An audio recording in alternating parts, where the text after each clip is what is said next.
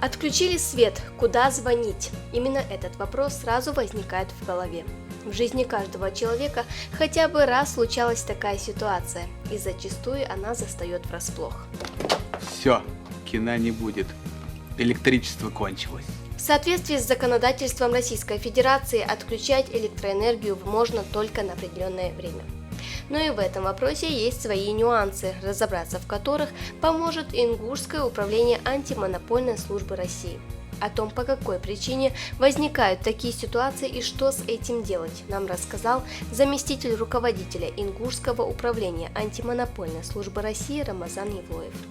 Нарушение сроков отключения приводит к дискомфорту граждан и убыткам субъекта экономики.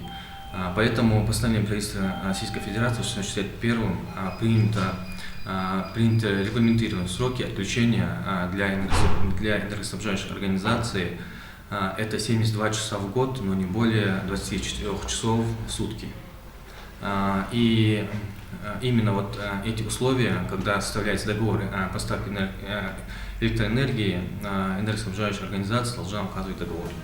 А теперь давайте разберемся с тем, в каких случаях могут отключить электричество. По взаимному соглашению потребителя энергии и поставщика. По приказу Ростехнадзора в том случае, если он посчитает энергоперенимающие устройства потребителя неисправными.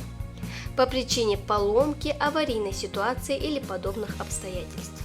И по причине планового отключения света. Продолжительность такого отключения света должна быть указана в договоре, который подписали и потребители электроэнергии, и представители компании-поставщика.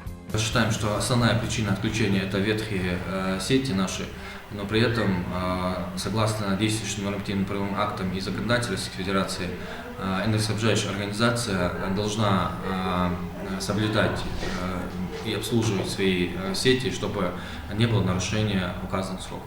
В этом году было одно обращение, и в прошлом году у нас было два обращения, и энергоснабжающая организация привлечена к административной ответственности. Это по части 1 статьи 9.21 КоАП.